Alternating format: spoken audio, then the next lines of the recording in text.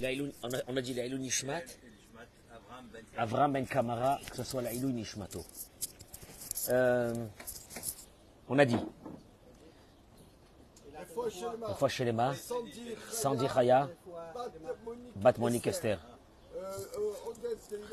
Odette Ila Bat Mesodi, Joël Tela Bat Odette, Liz Noémie Bat Julie Frecha, Monique Esther Bat Odette, Albert Avram Ben Shlomo, Ela Mazal, Bat Sultana, Refoua Shelema. C'est quoi ça? C'est Refoua Shelema. Louisa Bat Simcha, Zora Solika Bat Sultana. Amram Ben Moshe, Shosim Bat Oraida, Yora Bat Aziza, Déborah Isabelle Claire, Bat Maïcha. Je voudrais aborder avec vous ce matin, puisque d'abord j'attends que nos amis se connectent. On est dans une journée en Israël lourde, qui est la commémoration d'ailleurs avec la sirène qui va retentir à 10 heures, c'est-à-dire dans à peu près 3/4 d'heure, un peu moins que 3/4 d'heure,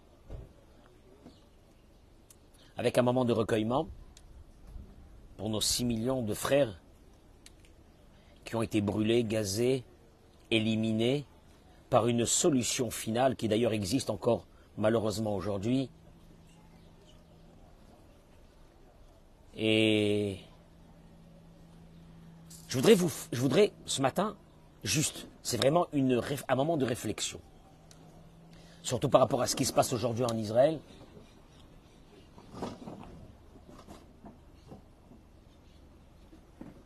Vous amenez une lettre parmi les correspondances très nombreuses qu'a eu le rabbi de Lubavitch avec un monsieur que vous connaissez tous, Elie Wiesel. Et apparemment, dans une des lettres, vous allez voir un peu la vision éclairée du rabbi sur cette période tellement sombre qu'a eu le peuple d'Israël, que nous avons vécu aussi il n'y a pas très longtemps, qu'on vit encore actuellement, puisque des touristes m'ont dit, on a l'impression que tous les jours on s'attend à quelque chose ici.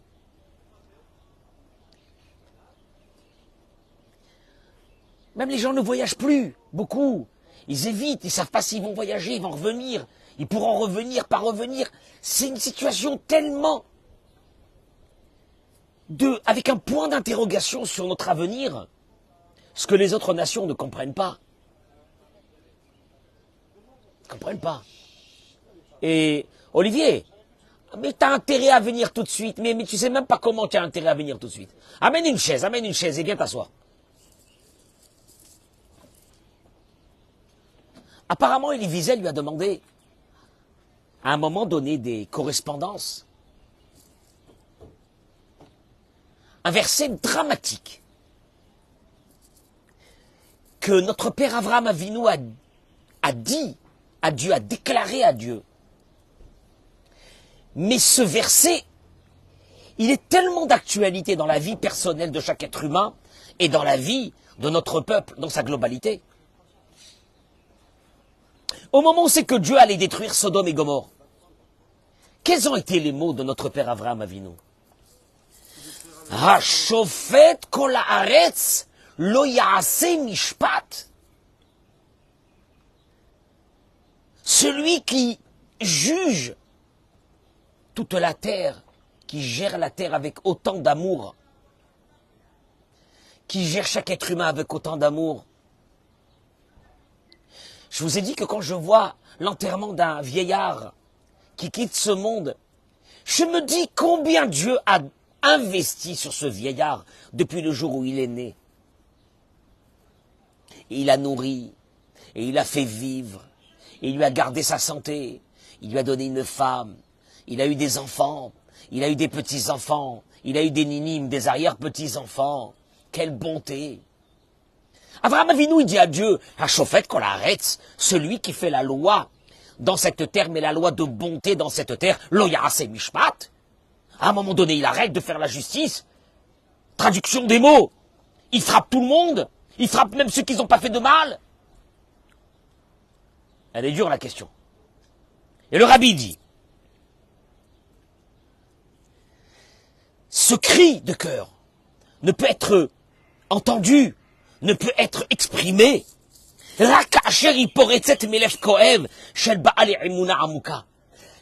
va l'expliquer, c'est dramatique ce qu'il dit.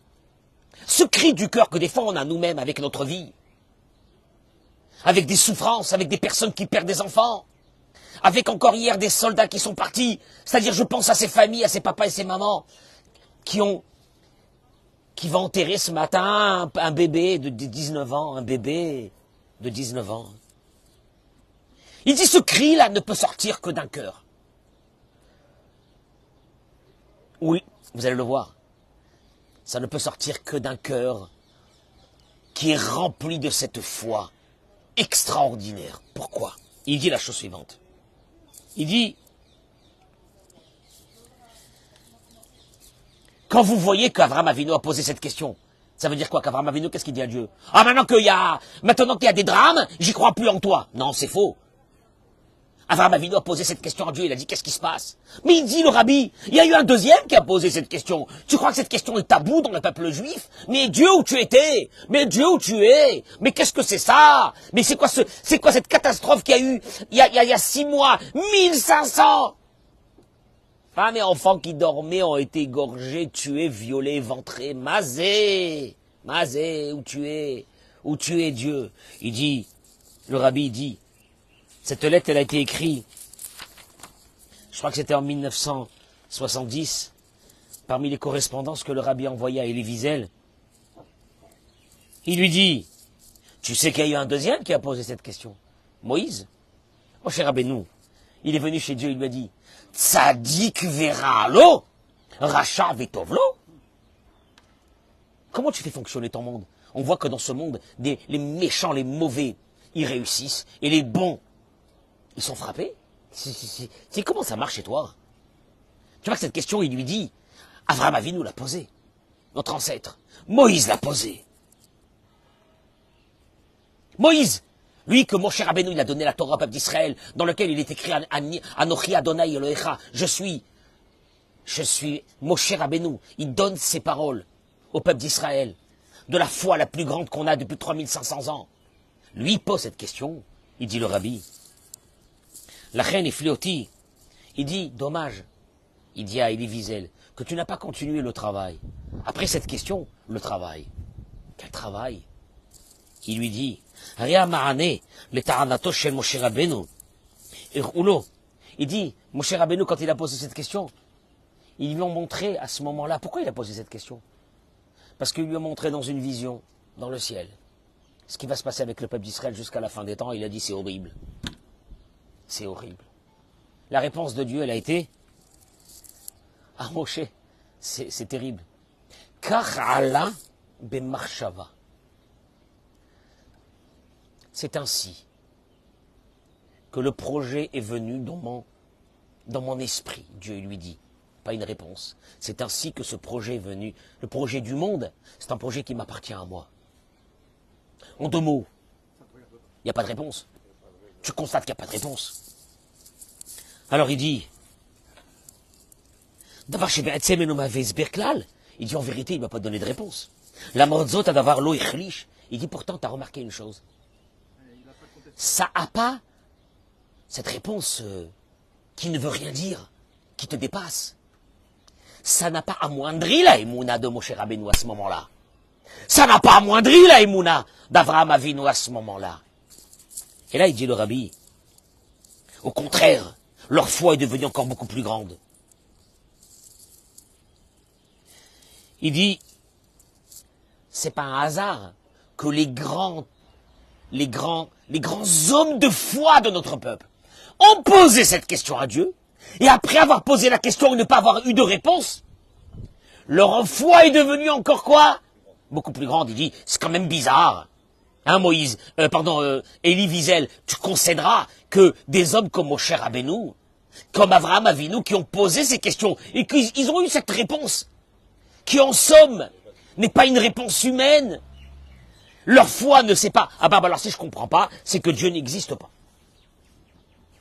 Puis c'est tout. Non, il lui dit, ils ont pas eu ce chemin. Leur chemin était au contraire que leur émouna est devenue beaucoup plus grande. Et il lui dit que Shiregesh amok kaze yachol avorak mishichnoa atzmi shatzedek ha'amiti utzedek ha'noveya mimekor al enoshi. Il dit, le paradoxe de cette question, c'est quoi? Écoutez-moi bien parce que c'est très philosophique. Le paradoxe de cette question que tu poses à Dieu, comment tu peux faire des choses pareilles? Il dit, le rabbi, celui qui pose cette question, que ce cri sorte du cœur. Dieu, comment tu peux me faire ça? Dieu, comment tu peux me faire ça? Qu'est-ce que je t'ai fait? Pourquoi tu me fais ça? Quelqu'un qui pose cette question comme ça à Dieu, c'est qu'il parle avec Dieu. C'est qu'il est convaincu que Dieu est là. En même temps, dans la question, il est horrifié de ce qu'il voit, de sa vie. Mais il pose cette question, il pousse un cri de cœur à Dieu, c'est-à-dire, il est convaincu qu'il y a Dieu. Et ce cri n'est que l'expression d'une chose qui ne comprend pas le fonctionnement de Dieu. Et Dieu va lui répondre une réponse. Certainement que tu ne comprendras pas mon fonctionnement. Puis c'est tout. Et puis je continue ma vie. Les gens qui ont perdu des enfants. Parce que, on va dire ceux ils ont passé la Shoah. Il a dit hier le Rav Lau. Il y avait certains qui étaient déjà faibles dans leur foi. Certainement qu'ils ont perdu la foi. Et on ne les juge pas. Mais il a dit une chose, vous allez constater que ceux qui avaient la foi, après la guerre, leur foi n'a pas changé, elle s'est agrandie. Et en fait, ça ressemble à une chose, ça ressemble à un enfant. Un enfant, est-ce qu'il a la foi sur son père? Bien sûr. Est-ce qu'il pense que son père existe? Bien sûr. Est-ce qu'il sait que son père l'aime? Bien sûr. Un beau matin, son père, il vient. Le petit, il est avec sa trottinette dehors. C'est un danger. Il lui arrache la trottinette des mains. Le petit tombe par terre, il s'écroule, il pleure, il hurle, il crie. Tu viens voir le petit. Tu lui dis, dis-moi, ton père, c'est vraiment ton père? Est-ce que c'est pas un monstre? Il t'a pris quoi? La trottinette. Qu'est-ce qu'il va lui dire, le petit? Le petit peut dire aussi. Oui, je l'aime pas, mais je l'aime pas, mais je l'aime pas, je le hais. Il m'a pris la trottinette. Maintenant, heureusement que ce petit ne restera pas petit. Parce qu'un jour, quand il grandira, qu'est-ce qu'il dira à ses enfants? Heureusement que mon père m'a pris la trottinette. C'est-à-dire que, entre-temps, il y a une évolution de sagesse qu'il a eue. Et cette évolution de sagesse m'a fait comprendre que ce geste cruel de son père n'était que, apparemment, bonté. Mais il a fallu du temps. Traduction des mots, Dieu, il dit le rabbi à Elie Wiesel, Dieu est en train de te dire une chose.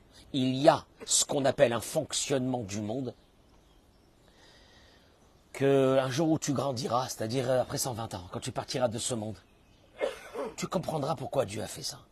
Mais, ceux qui ont poussé ce cri vers Dieu, leur attachement à Dieu était tellement grand que même avec la douleur, que même avec l'épreuve d'avoir perdu des enfants, ils sont arrivés à une constatation qu'ils ne comprennent pas. Mais cela n'a pas enlevé du tout chez eux l'idée que Dieu existe. Comme cet enfant qui ne comprend pas son père. L'idée que son père existe ou n'existe pas ne lui a jamais effleuré. Bien sûr qu'il voit son père, il est là son père. Mais qui ne comprend pas son père, qui lui arrachait la trottinette alors qu'il était en train de jouer tranquillement, il la comprend pas. Il la comprend pas. C'est les premiers mots du rabbi. Et puis, d'un seul coup, il lui dit, écoutez, parce que c'est édifiant. Il lui dit, Parachat Hitler, achen evia chidush. Donc, il discute avec lui de la Shoah. Il lui dit, ce moment-là qu'on a vécu dans la Shoah, à cause de ce monstre qui s'appelait Hitler, a amené un concept nouveau dans la vie. Lequel? Écoutez-moi bien. Rabbi Me'eminu. Il dit jusqu'à ce moment, beaucoup avaient cette conception. Bemiuchad ben elu hamechonim neorim. Surtout chez ceux qu'on appelait les intellectuels. Que quoi? Jusqu'à ce moment, nous disons que les intellectuels, dans le monde intellectuel, qu'est-ce qu'on disait à ce moment-là? Juste avant la guerre. Kibamea Isrim. Qu'au XXe siècle, les Achashi Sigu Kidma Kazo, que le monde a évolué dans tout. Il y a 2000 ans, le monde c'était des barbares. Mais au XXe siècle, c'est quoi? C'est un monde de lumière. Imarachot philosophiot gvot. Shonot. Avec des philosophies tellement établies sur l'humanité, sur l'humanisme, sur le monde. Oui ou non? Ah oui. Imaskala gvoa bekevrachav. Avec un niveau de haskala, d'études, de savoir aussi haut. Imarechet bate sefer kazo, il lui dit le rabbi, avec ce développement de la scolarité dans le monde, avec tellement d'universités, im tarbut mefutachat, avec une civilisation, une culture aussi développée. Lo yachol litrachesh, maché litrachesh. Les gens, qu'est-ce qu'ils disaient? Il ne peut pas arriver c'est ce qu'ils disaient nos frères à ce moment-là. Il ne pourra pas arriver ce qui est arrivé beyamim achashuchim chez Habenaïm. C'est pas possible qu'un jour, les gens devaient dire entre eux dans les salons, dans les maisons, entre les juifs, il n'est pas possible qu'après avoir assisté à une évolution aussi intellectuelle, douce, bonne, humanisme et humanité, qu'on retournera à une situation de Yémé Habenaïm. Yémé Habenaïm, c'est quoi? Le Moyen-Âge. Pas du tout. Jamais. Dazo, Kiblabitou Bassafout. Et d'ailleurs, cette idée a été développée à travers les penseurs dans les livres, dans les journaux, Vegam Besichot Be'alpe, Shelishim Veogim Movilim, et même d'ailleurs, les plus grands penseurs juifs qui avaient à cette époque disaient, mais c'est impossible qu'un jour, arrêtez de, vous les juifs, vous êtes toujours inquiets. Arrêtez. On vous qu'est-ce qu'il y a? Qui va vous tuer? Ça se passait au Moyen-Âge. Mais enfin, voyons, regardez où vous vivez. Regardez où vous vivez. L'Allemagne. Les gens sortaient, comment ils étaient habillés. Il y avait des salons. Il y avait, à ce moment-là, les grands musiciens. Les gens étaient tous en train de faire du piano, de la musique, Schubert, Schumann. Les grands philosophes, etc. Bekaratsu l'histoire agisha hanoshana shalatanach. Et là, le rabbi, c'est la première fois de ma vie que je dois parler comme ça. Il dit, ces personnes ont voulu chasser, enlever l'idée qui est marquée dans le Tanakh, dans notre Bible, dans notre livre d'études qui est le Talmud. Quoi? Qui est écrit là-bas que Rabbi Shimon Bar Yochai dit. Halacha, il y a une loi. C'est une loi. Elle est immuable. Elle ne s'explique pas. C'est comme ça. Esav sonnait les Yaakov. Que Esav, les nations détestent Yaakov. C'est une loi. C'est-à-dire, je me gosse, je me marre, je me moque de ces penseurs aujourd'hui, qui sont en train d'expliquer l'antisémitisme. Ah, que peut-être si le juif n'avait pas son Streimel, on aurait été mieux accepté en Allemagne que ce qu'on a été accepté, ils nous auraient laissé. Ah, si le juif, il arrêtait d'être comme il était, ça aurait changé. Et là, il dit le rabbi, ces personnes intellectuelles, en pensaient que cette idée de la Torah, puisque la Torah est éternelle, oh, éternelle, que Esav et Yaakov, que le nom juif et le juif, arrêtez avec ça. Ça, c'était avant, ça n'existe plus aujourd'hui. Les fêtas, Bait, Moté, tout à Guédola. Écoute, Olivier, ce qu'il dit le rabbi. Et voilà que d'un seul coup est venu le cataclysme, l'écroulement total de toutes ces idées. Vekol tarbut, ve'akidma shela mea ve'esrim, hitporera. Et que toute cette tarbout, comment on dit la tarbout, ce savoir-vivre, cette élégance, cet humanisme, c'est juste avant la Shoah, il y avait des débats dans le Parlement allemand sur une race de rats blancs que ils étaient inquiets que cette race était en train de disparaître. Ah, quelle délicatesse, ces petits rats, Mimi, petit rat Mimi, comment on va le tuer, quelle délicatesse. Tout ça s'écroule. Yidbarer, she'en kol stira bekach, she'adam mitzad echad u philosophe ou meshorer, et d'un seul coup on a découvert une découverte fracassante, il dit le rabbi. Que d'un côté tu veux être un philosophe, un homme de lettres, un élégant, un intellectuel. Hein? Qu'est-ce qu'on peut rajouter encore? Hein? Hein? Un raffiné. Venez. Veoto Adam. Et voilà que ce même homme arrive à Triblinka.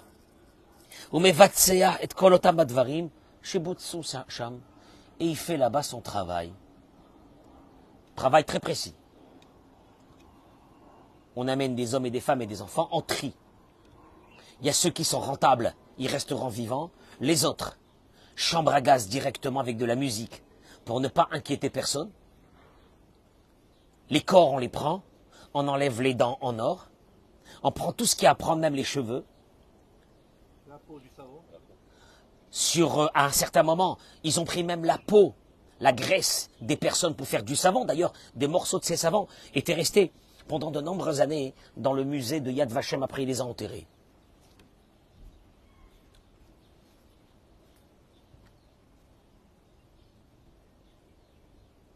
On brûle. C'est de la viande, c'est rien, c'est du bétail. Comment toi, homme raffiné, je pose une question. Il dit le rabbi, je vous pose une question. Comment un homme raffiné, que quand il écoutait une symphonie, il dit, les larmes coulaient. Il écoutait mais pourquoi vous pensez qu'on parle de quelque chose qui s'est passé avant, vous allez le voir. Une symphonie, il avait des larmes. Et puis le matin, il partait au travail. Il gazait des femmes et des enfants, et des femmes enceintes, et des bébés. Velo medoubar, il dirait le rabbi. Et c'est pas mikre miotzi minaklal. Tu vas me dire, c'est peut-être que quelques personnes qui sont devenues fous pendant 5 ans, et qui ont cru que les juifs qui étaient en face d'eux étaient des animaux. Mais le reste de la population est toujours resté une population humaine. Il dit le rabbi, on ne parle pas de quelques cas. Et là, Odot, mais 1 million anashim, 100 millions d'Allemands, et ceux qui étaient avec eux. Et il lui dit, quand tu as écrit, parce qu'il avait, à un moment donné, il avait fait des articles dans les journaux et les Wiesel, dans lequel le titre de ces articles était « Le monde s'est tu ». Hein? Moi, quand j'étais jeune, je disais comment le monde a pu se taire. Mais comment le monde a pu se taire face à une barbarie pareille? Pas 1 mois, 2 mois, 6 mois, 5 ans. Tu vous taisez 5 ans? Vous êtes des malades, vous les Français, les Américains, les Anglais, vous vous êtes tués pendant 5 ans. Il dit Chelek nirbad yoter me'aolam. Sachez qu'une partie du monde était assez content de cette solution finale qui se faisait par les autres. D'ailleurs, Roosevelt, jusqu'en 1944, il a dit, moi je me mêle pas. On lui a dit, moi je me mêle pas. Il a fallu que quoi? Il a fallu que il y a eu Pearl Harbor pour qu'il rentre en guerre. Je me mêle pas. Ah, les Américains, nos amis, les alliés, les Américains. Il parachat Hitler, il dit, le rabbi. Si cette histoire, ce drame, Amoura les azeya emuna kolchehi, elle devrait ébranler une certaine conception de la vie, qui est quoi déjà? Que l'homme, l'humain, l'humanisme, le délicat, l'intellectuel ne peut pas faire de mal.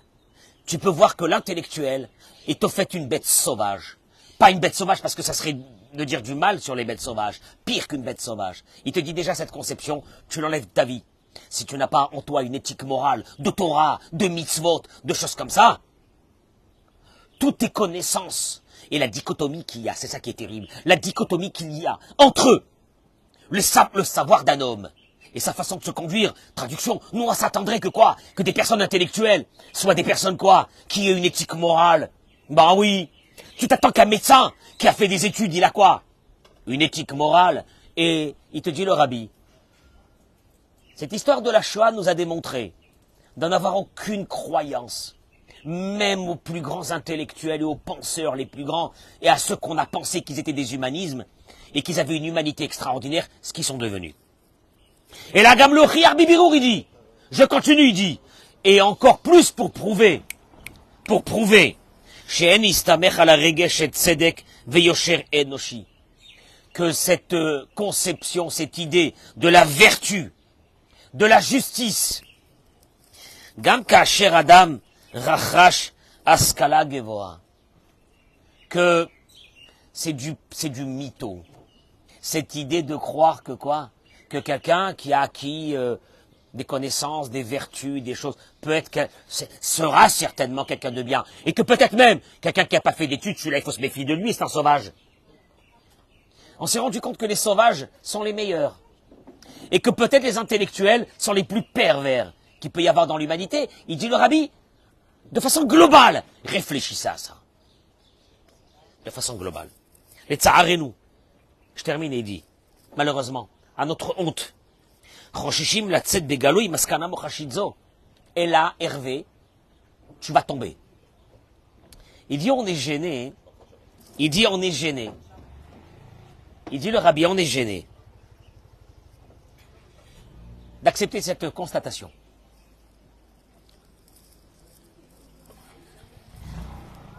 Il dit, on a vu,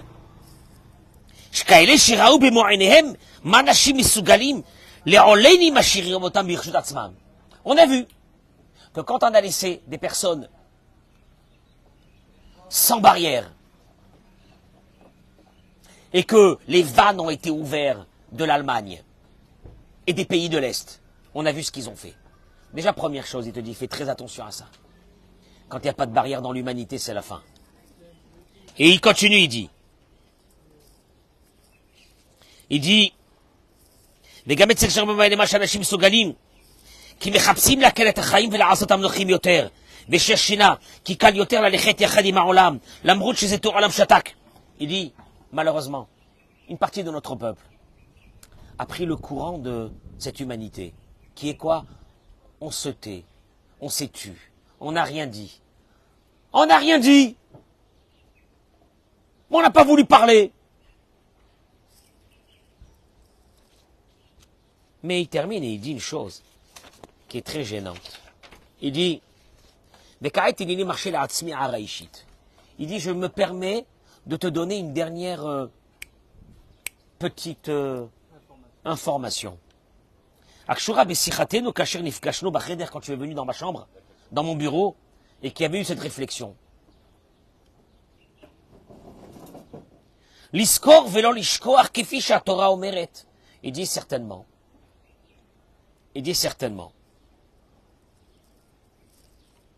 Juste avant.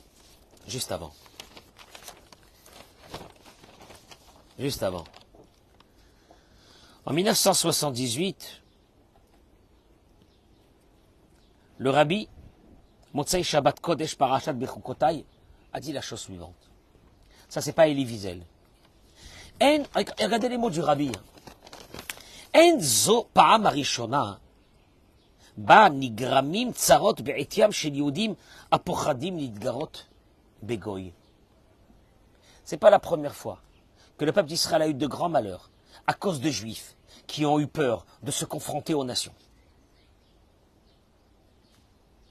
Bisman ha-Shoah Yuma, au moment de la guerre, de la Shoah, Yachlou Artzot Abrit, les Américains, ils avaient la possibilité, les Haftzit et Messilot à Barzel, de bombarder les rails, les chemins de fer, ou Bekach Lafsik et Nessiat Arakavot, et d'arrêter les wagons qui allaient vers les camps de la mort. Il y avait en Amérique des Juifs qui savaient la situation, que des millions de personnes étaient en train de partir vers les camps de la mort, pour ne plus revenir. Et il y a eu un grand débat. Ils ont commencé, certains, à aller pousser à se confronter à Roosevelt pour lui dire d'aller attaquer. Mais il dit, il y avait beaucoup de juifs qui étaient au pouvoir à ce moment-là, qui ont fait taire ces voix en disant que nous les juifs, on ne peut pas oppresser et se confronter aux États-Unis. Be'enehem et parmi eux, Ayu Gam Rabbanim. Malheureusement, il y a eu des rabbins qui avaient reçu des informations qui étaient fausses. Ou les piv kavrou, chez Anis Tarsech Imagoy, et ils ont décidé, on n'a pas le droit de se confronter au goy. Nous, on n'est pas encore le Mashiach, il n'est pas encore venu. On doit rester sur la tutelle des goïms. Ça vous rappelle rien là aujourd'hui? Non, il faut pas. Laissez les Américains tranquilles. On doit garder des bons contacts avec les Américains. À cause d'eux, millions de Yehudim qui auraient pu être sauvés de la solution finale si les Américains avaient été oppressés par tous les Juifs d'Amérique pour aller attaquer. Et ils l'ont pas fait. Il termine et il dit, tous les jeunes, jeûner, tu sais c'est quoi jeûner? C'est la teshuva, le jeûne. C'est quoi jeûner? Tu ne manges pas. Tous les jeunes, il a terminé le rabbi. Sheita'anu, qui feront ces gens-là pour pardonner la mort de tous ces millions de personnes.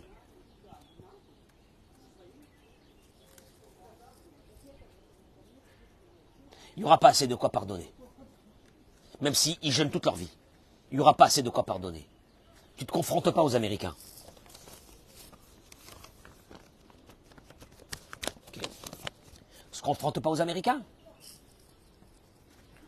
On nous a mis dans les fours crématoires 6 millions de nos frères.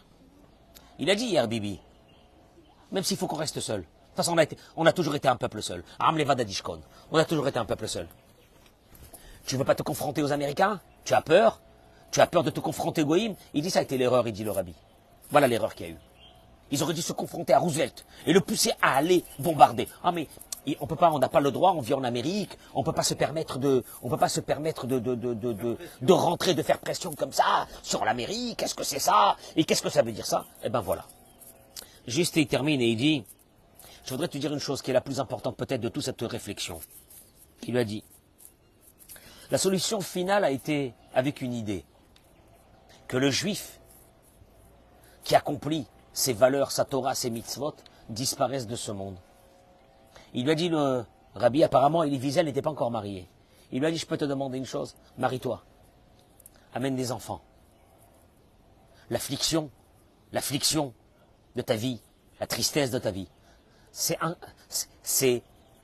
encore un combat de gagner pour Hitler et tous ceux qui étaient là avant. Hitler avait décidé de ne pas laisser un seul juif dans le monde. Le vrai combat aujourd'hui, fais des enfants, mets-les dans le chemin de la Torah, donne-leur une identité juive. Et le rabbi s'est toujours battu sur l'identité juive, en disant qu'il y a pas mal de solutions finales, comme celle qu'on ne la voit pas nous aujourd'hui, qui est celle des mariages mixtes, en pensant que se marier, le goy, on le respecte, il doit se marier avec un goy. Le juif avec le juif. Nous, on a, dans notre Torah qu'on a reçue il y a 3500 ans, un juif ne se marie pas avec une goy. Un juif se marie avec une juive, un juif se marie avec une convertie, mais un juif ne se marie pas avec une goy. Parce que les enfants sont goy.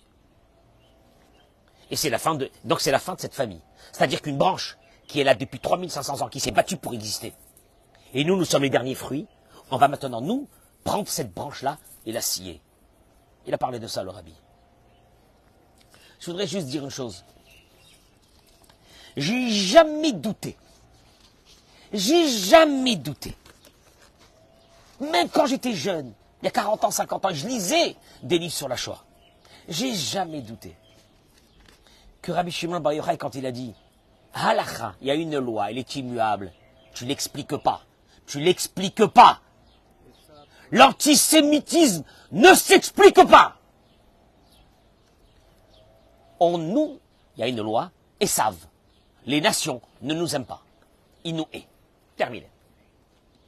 Ah, les penseurs n'étaient pas très contents de cette déclaration de Rabbi Shimon Bar Yochai. Comment? Mais qu'est-ce que ça veut dire ça? La fraternité entre les nations? Vas-y. Je peux vous demander une chose et je termine avec ça. Parce qu'on voit ce qui se passe dans le monde. Les grandes manifestations sur le génocide de Gaza. Mobilisation générale. Bachar el-Assad en Syrie a tué 500 000 victimes civiles. Allez sur Internet, hein, c'est pas moi qui vous le dis. Tout vous vérifiez sur Internet. Une revue scientifique qui s'appelle PLOS Medicine aux États-Unis table que de 2003 à 2011, en Irak, 500 000 victimes civiles.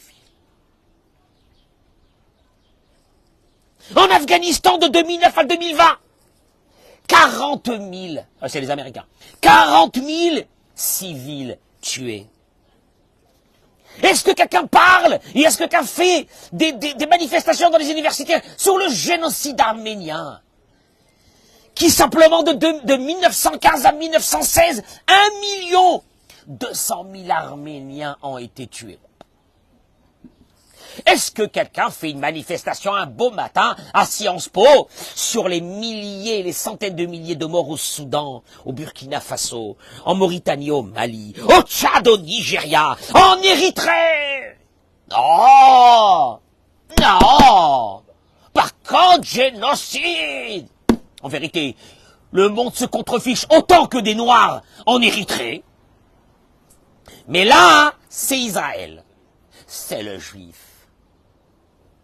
Est-ce que quelqu'un fait une manifestation que, en Chine, les Ouïghours sont massacrés, c'est une ethnie musulmane?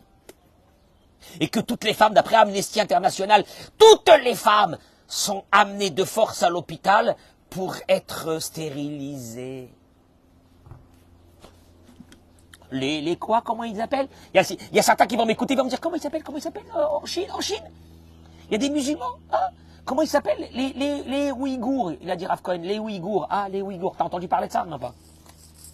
En vérité, c'est pas Gaza le problème. Gaza, c'est une prison qui a été faite par les musulmans. Les Égyptiens peuvent ouvrir la porte et les faire entrer, ils ont de la place, personne ne veut. Comment on appelle ça? La Jordanie, elle veut pas. Personne ne veut. En vérité, ils s'en fichent, ils se contrefichent. Mais, entre-temps, on va embêter les Juifs, c'est les Juifs. On va menacer l'État d'Israël. Et l'histoire se répète. Et les grands penseurs américains vont devenir bientôt nos ennemis. Je parle pas des Européens, les pauvres, les Européens, ils sont terminés, il n'y a même plus d'Europe. Donc je n'ai même pas discuté avec les Européens, il n'y a plus d'Europe, miskenim. Bientôt on aura un passeport français avec écrit en arabe. Je parle pas de ça. Je parle pas de ça, les pauvres. Nous on prie pour les Français. On prie pour la paix des Français. La paix. On prie pour l'âme des Français, il n'y a même plus de paix. On prie simplement pour l'âme des Français. Des Français qu'on a connus, nous, il y a 50 ans. On prie pour leur âme. Les pauvres, je sais pas où ils sont. C'est fini. L'invasion des barbares s'est installée dans le monde entier. Puis nous, on est là dans un pays éclairé. Vous savez, je terminerai par ces mots. Vous savez ce qu'a dit un grand penseur? Très grand penseur. Il a dit, tu veux connaître un peuple? Tu as un peuple qui arrive chez toi. Tu veux connaître c'est qui ce peuple? Va voir d'où il vient, son pays. Bon bah. On est parti en Irak, on a vu ce qu'il y a. Tu vas en Iran, on voit ce qu'il y a. Va en Afghanistan, voir ce qu'il y a. Au Pakistan, hein. Va voir en Syrie ce qu'il y a.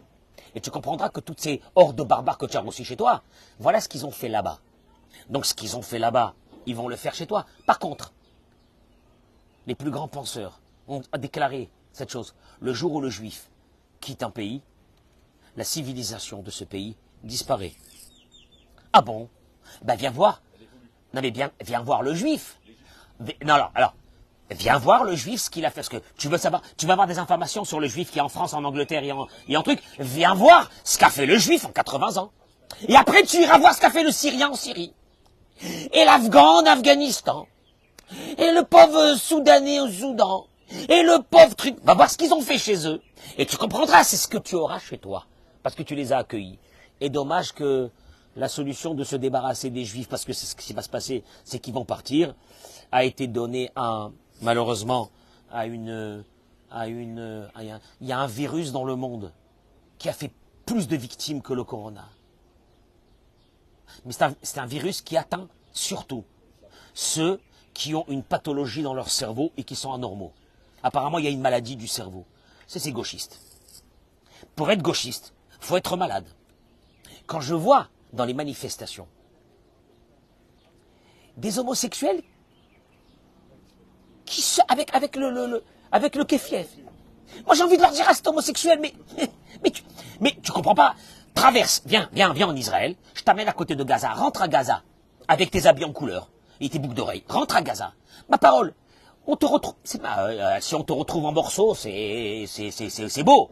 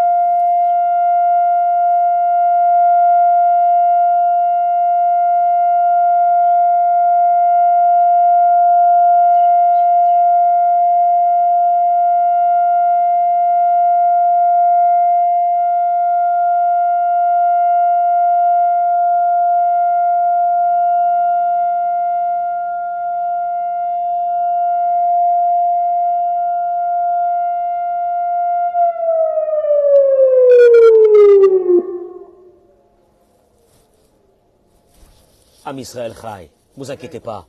Ne vous inquiétez pas, Am Israël Chai. N'a pas changé, rien qui a changé. On sera là jusqu'à la fin de l'humanité. Parce que la lumière, à un moment donné, c'est elle qui prend le dessus sur la barbarie. C'est tout.